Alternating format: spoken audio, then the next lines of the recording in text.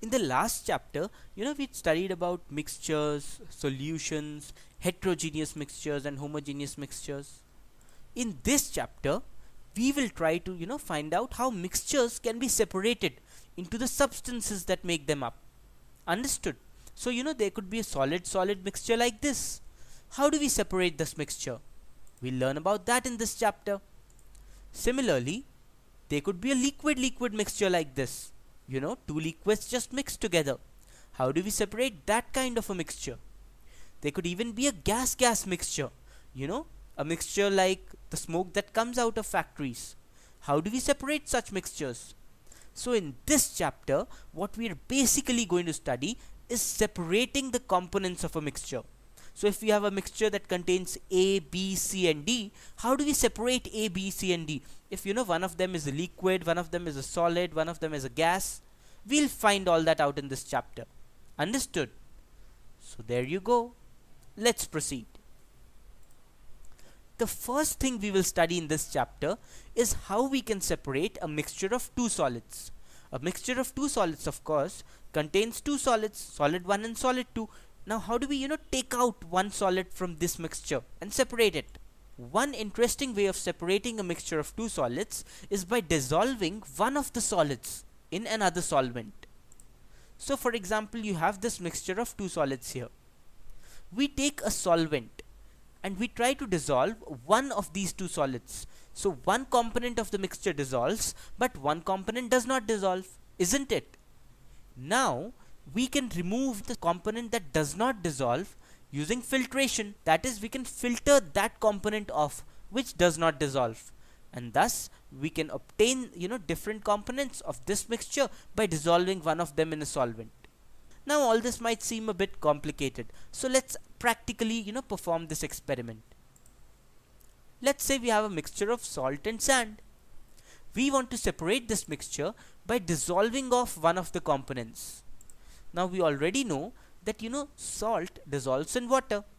So if we add water to this mixture, the salt will get dissolved in water and the sand will be left behind, isn't it? Then we can filter this mixture and we can obtain sand separately. So here, let's add some water to this mixture. Now when we add water to this mixture, as you already know, the salt dissolves. Sand is left behind. This sand can now be filtered off. This funnel that you see here, it contains salt water and sand. When we filter this sand off, you can see that sand is left behind in the funnel, but salt water comes down into the beaker. Understood? Filtration basically means that you take a funnel and you use a special type of paper called filter paper and you separate the solid components of the mixture and the liquid components of the mixture. So in this case, salt water goes down and sand remains in the funnel. Simple, isn't it? As you can see, this is the funnel here, and sand is called the residue because it remains inside the funnel. In the process of filtration, the substance that does not pass through the filter, the substance that remains trapped in the filter, is called the residue. The substance that goes through the pores of the filter paper, the substance that actually passes through the filter, is called the filtrate. You must remember these terms. In this case, sand is the residue and salt water is the filtrate. So thus what we did in separating salt and sand was that first we added some water to the salt sand mixture. The salt dissolved in the water. Then we filtered this whole thing and made it pass through a filter. The sand remained on one side of the filter paper while salt water passed through the filter paper. Thus we could easily separate sand and salt, isn't it? So there you go. That's how two substances can be separated by dissolving one of the substances in a solvent. We can consider some more examples. Take for instance sugar and salt. How will you separate a mixture containing these substances? We cannot add water to this mixture because both sugar and salt dissolve in water. So if we add water, both of them will dissolve. So there will be no residue on the filter paper, isn't it? Now an interesting fact is that sugar dissolves in alcohol. That same alcohol that people drink. Now since sugar dissolves in alcohol and salt does not dissolve in alcohol, One amazing way to separate a mixture of sugar and salt is to add alcohol to this mixture. The sugar will dissolve in the alcohol, but salt will not dissolve. So salt can then be filtered off. When you filter off the alcohol sugar solution, the alcohol sugar solution will pass through the filter, but salt, which is not soluble in alcohol, will remain on the other side of the filter paper. Understood? So basically, when you have any two substances in which one substance is soluble in a solvent, then you can separate the mixture by adding that solvent to the mixture. Understood? Here's another example. What will you do if you have sulfur and sand? Both sulfur and sand are not soluble in water. So if you add water to this mixture, nothing will happen. Sulfur and sand will still remain sulfur and sand. However, sulfur is soluble in a special liquid called carbon disulfide. This is the liquid, carbon disulfide. Sand is not soluble in carbon disulfide. So when you add carbon disulfide to a mixture containing sulfur and sand, the sulfur dissolves in the carbon disulfide, but the sand remains. It does not dissolve. And therefore, this sand can be filtered off by using a normal filter paper. Understood? So this is how we can separate sulfur and sand. So that brings us, to the end of the first method of how to separate two solids using the method of dissolution by dissolving one of the solids in a solvent. Did you understand this? Let's move on to the next method of separation of two solids. Another interesting way of separating two solids which form a mixture is sublimation. Does the term sublimation strike a chord? We had learnt about sublimation in the previous chapters when we had studied change of state. Sublimation is the process of change of a solid into gaseous form directly without it being converted into a liquid first. So there are some substances like iodine and ammonium chloride which change directly from solid form to gaseous form. They don't change from solid to liquid and liquid to gas when heated, like water. Water changes from ice to water and then it turns into water vapor. But iodine, it changes from solid to gas directly. In case of mixtures which contain at least one substance that sublimes, the mixture can be separated using the process of sublimation. When you heat a mixture which contains at least one solid that sublimes, in that case, heating makes sure that one compound sublimes while the other does not sublime. The compound that sublimes vaporizes, isn't it? While the compound that does not sublime remains inside the mixture. And therefore, we obtain component 1 and component 2. Isn't it? One component sublimes, so its vapors come out of the mixture, while the other substance remains as it is. Here's an interesting example. Let's say you have a mixture of salt and ammonium chloride. Now, in this mixture, you cannot use the method of dissolving out, one of the substances, because both salt and ammonium chloride are soluble in almost all solvents. They are soluble definitely in water too. So you cannot, add a solvent and expect that one of them will dissolve and one of them will not dissolve. You can, however, use the method of sublimation because ammonium chloride sublimes. Here, you can heat this mixture containing salt and ammonium chloride in a crucible. Here, this mixture that you see on your screen is being heated in a crucible. Now what will happen is that after some heating, ammonium chloride will turn into vapors. If you add a funnel above the crucible, in that case ammonium chloride vapors will solidify again on the surface of the funnel, isn't it?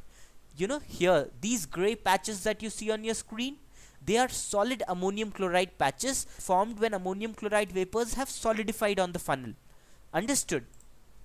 So when ammonium chloride solidifies on the funnel, it gets separated from salt, isn't it? As you can see, salt and ammonium chloride are being heated. Salt remains as it is in this china dish, and ammonium chloride forms vapors, and then it gets solidified on the surface of the funnel. Simple, isn't it? So therefore, salt and ammonium chloride can be separated like this from their mixture. You can later, obtain ammonium chloride from the funnel by scraping off the funnel, isn't it? You can obtain ammonium chloride. Iodine is another interesting substance that sublimes and that can be separated from another substance by this method. Camphor is yet another substance that sublimes. Do you know what camphor is? Whenever there are, pujas and rituals at home, you must have seen that, a white substance, a small block of white substance is generally lit, isn't it? And that substance is used to offer artis and, perform ceremonies. That white substance is what camphor is. Camphor also sublimes. That is why you must have seen that, when that white substance is burnt, nothing is left behind because that white substance sublimes and it turns into vapor. Naphthalene is yet another substance that sublimes. So if you have to separate a mixture containing naphthalene and another substance, you can use sublimation. So there you go. Salt in ammonium chloride, salt in naphthalene, salt in camphor, iodine can all be separated using sublimation. What's the next method for separating two solids? Sometimes dissolving in a solvent doesn't work and sublimation also doesn't work. In that case, using a magnet can help. If one of the substances in the mixture we're using is attracted by a magnet, then we can bring a magnet near the mixture. The compound that gets attracted by the magnet, will cling on to the magnet, but the compound that does not get attracted to the magnet will remain in the mixture. And therefore we can separate our mixture into component 1 and component 2 by using a magnet if one of the substances forming the mixture gets attracted by a magnet. Here's an interesting example of a mixture being separated by a magnet. If you take iron filings and sulfur, iron filings immediately get attracted by a magnet, while sulfur does not get attracted by a magnet. As you can see, iron filings cling on to a magnet immediately. When they do that, sulfur remains in our dish and iron filings get separated because they cling on to the magnet. So this is how iron and sulfur can be separated. So these were the three main methods, for separating a mixture of two solids. What were the three main methods? One, dissolving in a solvent. When you have two solids in which one dissolves in a solvent, you add a solvent, then one substance does not dissolve and one dissolves. The other method we learnt about was sublimation. If there's a substance that sublimes in the mixture, you can heat the mixture. One substance will turn into vapors while the other substance will remain in the dish. The third method is magnetic separation. Let's solve an example problem to further clear our concepts, about solid-solid separation. How will you separate a mixture of iodine and common salt? Well, can you provide an answer? The answer is quite simple. We know that iodine sublimes. We know that common salt or sodium chloride does not sublime. Therefore, we simply heat the mixture of iodine and common salt, and soon we'll obtain, iodine vapors, and these vapors can condense on the inner surface of a flask that we can place over the dish in which sublimation is occurring. Understood? So using sublimation we can easily separate iodine and common salt. Here's yet another problem. If you're given a sample of sugar and salt, how will you separate sugar and salt? Well, this is a very easy question because we just studied, that sugar and salt can be separated by dissolving sugar out. We had studied that sugar dissolves in alcohol, isn't it? However, common salt does not dissolve in alcohol. Therefore, we can add some alcohol to the sugar and common salt mixture. The common salt will not dissolve, but sugar will dissolve in the alcohol, and then common salt can be separated by filtration. Simple. Now that we've studied in detail about how to separate a solid-solid mixture, let's move on and study how to separate a mixture of a solid and a liquid. Understood? Let's proceed.